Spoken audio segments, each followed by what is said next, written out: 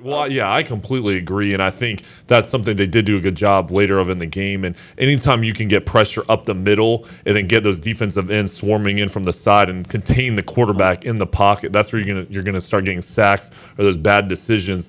And that's something that's really gonna help the secondary out, where we know there may be some young guys back there. If you can get pressure, make the quarterback get rid of the ball before he wants to, that's when they tend to make mistakes. So I think it kind of works hand in hand together. And I think that's something that if we can do blitzing, that's great. But if you can get that pressure without the blitz and committing that extra defender, that's going to help out that secondary and that linebacking core so much more, especially when we face more of these teams down the road that continue to have these dual threat quarterbacks that can throw and run. You would have watched the film from last week and saw what worked and tried to do it again, because when you throw the ball every play, that's really almost playing into our defensive strength, because that's what we go against every day in practice. So if you have a running back or offensive line that can run the ball, that's going to be something that we're not used to seeing. And I think that was evident last week against Navy, because we were not used to a ground game that they had, and especially the option.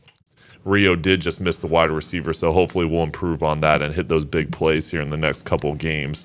But also too, with the run game, I agree with you.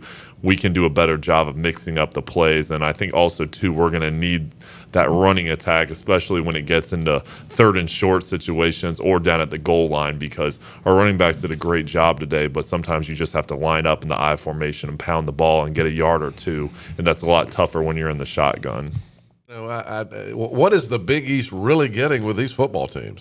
They're not getting much if they play like that in the Big East. If you have a Houston team that goes and plays at West Virginia, they're going to lose 100-0 next year. They're not getting the top quality teams, and that's why it hurts so much for our program to feel like we're one of the upper echelon teams, out there, or one of the upper echelon teams that should have the chance to take that big step up, and we're not getting that opportunity. And really all the fans can do at this point is hope that the administration can put us in the position for the next realignment or next opening in the Big East to get in, and then this team just has to continue to win and hope that'll be enough when that time comes. And all those mistakes that we did see today that we got away with are going to have to be gone or minimized next week, because we're going to be playing a top 10 team, and really for the next 3 games at Southern Miss and North Carolina, you're going to be facing a higher level of competition. So this team has talent, and we have guys returning from suspension, and like I said, anything can happen in college football. There's upsets all the time, and I have confidence that this team will improve a lot from week 1 to week 2,